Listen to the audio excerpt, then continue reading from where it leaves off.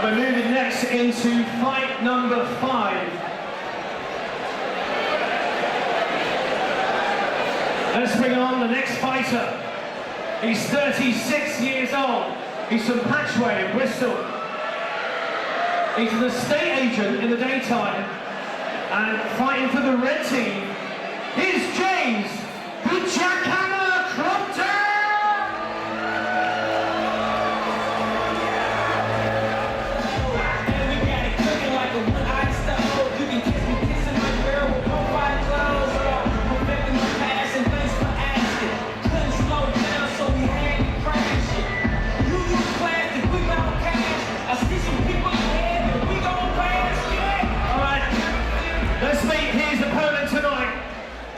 His opponent is 36 years old, from Whitehall. He's a software developer in the daytime, and fighting out of the blue corner, it's Nigel, the Honey Badger, Fulcher!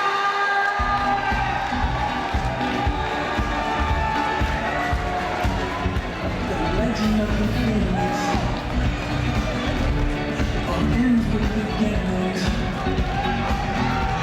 What keeps the gold singing?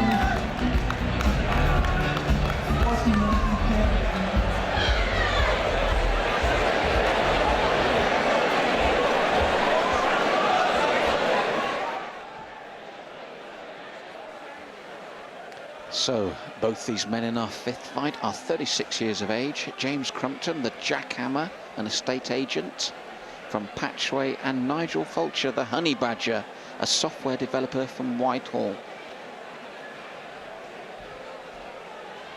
And a slight height advantage to the man in the red corner. Not much though, as I said, evenly matched in terms of age and obviously an experience with that 10-week training camp.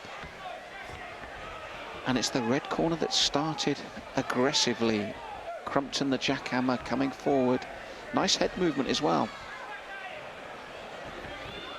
And both men already showing a tight guard, and you can tell what they've picked up in that 10 weeks.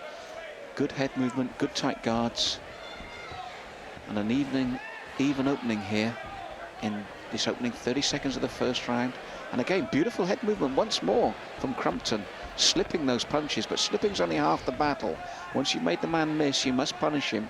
And that's what he's got to do next to start scoring points, is slip and then throw. Now he gets to work himself behind a stiff jab, and the right cross caused problems for the Honey Badger. Fulcher there rocked him back a little bit when the right came in, so he carries power, does Crumpton. And again, that stiff jab working from him. Fulcher just out of range with his replies. He'll have to sort that out if he wants to start scoring his own points. Get that timing and distancing right, because Crumpton at the moment is landing when he comes with that stiff jab, looking to throw the right hand afterwards. And again, nice head movement and doubles up the jab this time. Crumpton looking well schooled here in the opening round. Nice stiff jab this time though from Fulcher. Spurs Crumpton on though, and there's a nice little right uppercut in that combination from the red corner. And again, the head movement, but this time after moving the head, he throws the right and backs his man up, and suddenly Fulcher is on the back foot from a double jab straight right, and then the hooks come in and the uppercut again. Just warned about holding the head as he hits with the uppercut is Crumpton. But again, probing with that left jab, and it's the right hand right at the end of the round that catches Fulcher, and you can see he's the more powerful man, I feel, in this, and took that opening round. Good head movement, good stiff jab, and then the right hand over the top on 3 occasions, for me, gives the red corner that opening round. So I've got James Crumpton 1 up with 2 to go.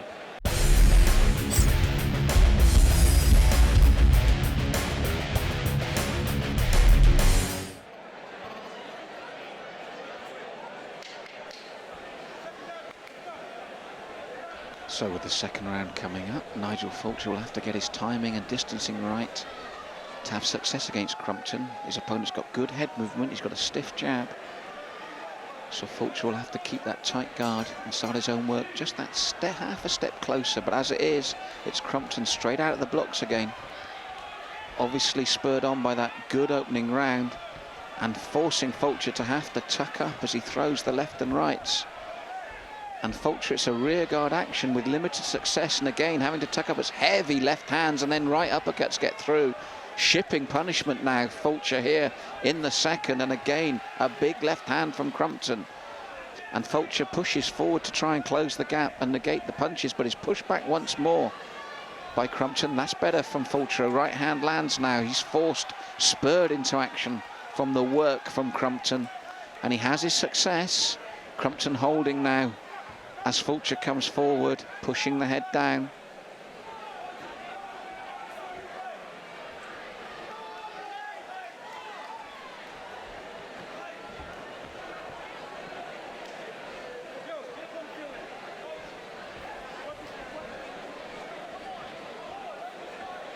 I think gum shield there being put back in to James Crumpton's mouth, ready to go again. And Fulcher will have to continue the way that series of attacks ended with that big right hand. He's going to have to keep working, because that's the only way he'll get success. Because when Crumpton's throwing leather like this, he's backing his man up. Fulcher needs to get that left hand going again, and then the right over the top. As it is, he's under the cosh once more as Crumpton comes forward, showing superb stamina here. He's worked consistently throughout the first and second round. And you can see occasionally that Fulcher does get through with that left hand, but he's well out of range with the right. And this is what happens when he's out of range. Crumpton comes forward once more and punishes him. But he's just beginning to show the tiredness. Two very heavy rounds from Crumpton. And both men take a deep breath and just stare at each other with the hands dropped. It's been a lot of effort. And again, Crumpton pushing forward. He's finding something from somewhere, and that little right uppercut lands again. And Fulcher adjusts his helmet and just turns and walks away.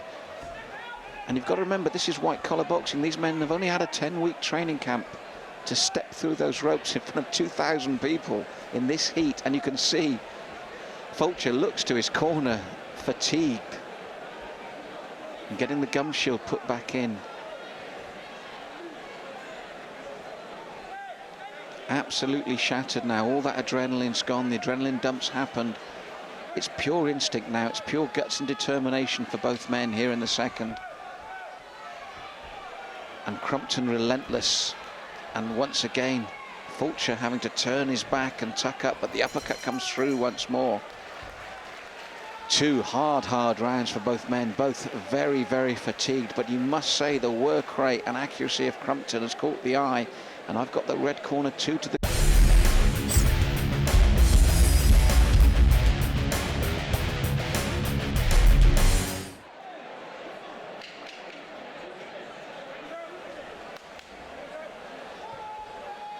So third and final round. For me, it all depends on just how much Nigel, the Honey Badger Fulcher, has got left in the tank. He seemed very, very tired at the end of the second.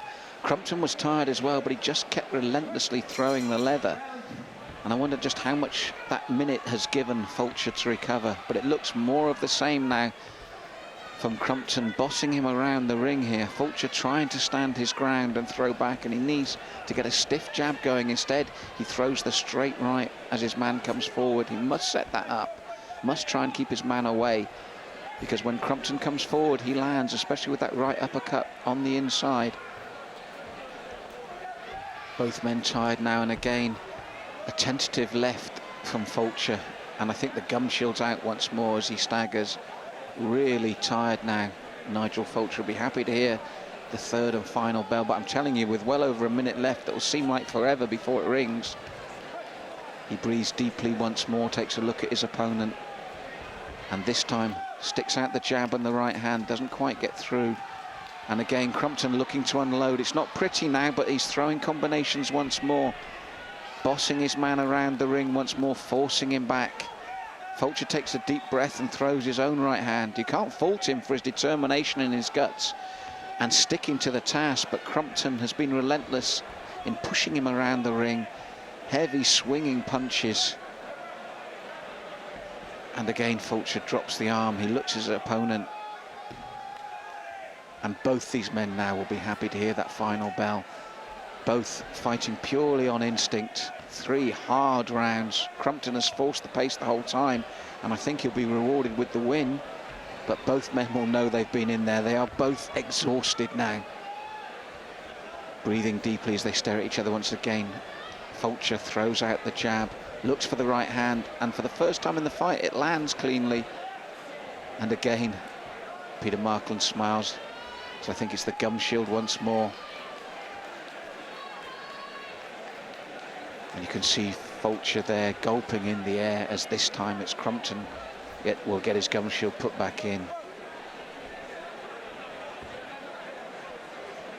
Absolute fatigue for both men, but we're near the end of the fight now, and both will have done so well with just a 10-week period to have survived the 3 rounds. It's like nothing they'll have experienced, no matter what sparring they've done. Nothing will have prepared them for the real thing that they're facing now.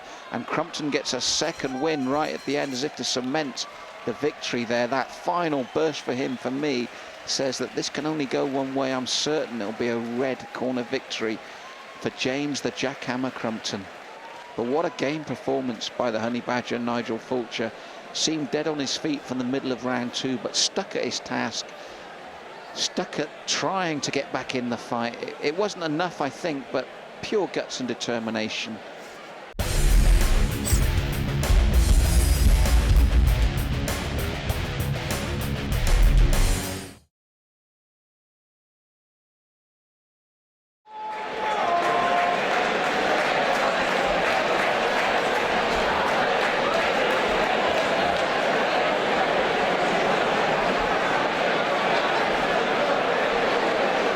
Okay, your winner tonight by unanimous decision in the red corner, James the Jackhammer Crumpton!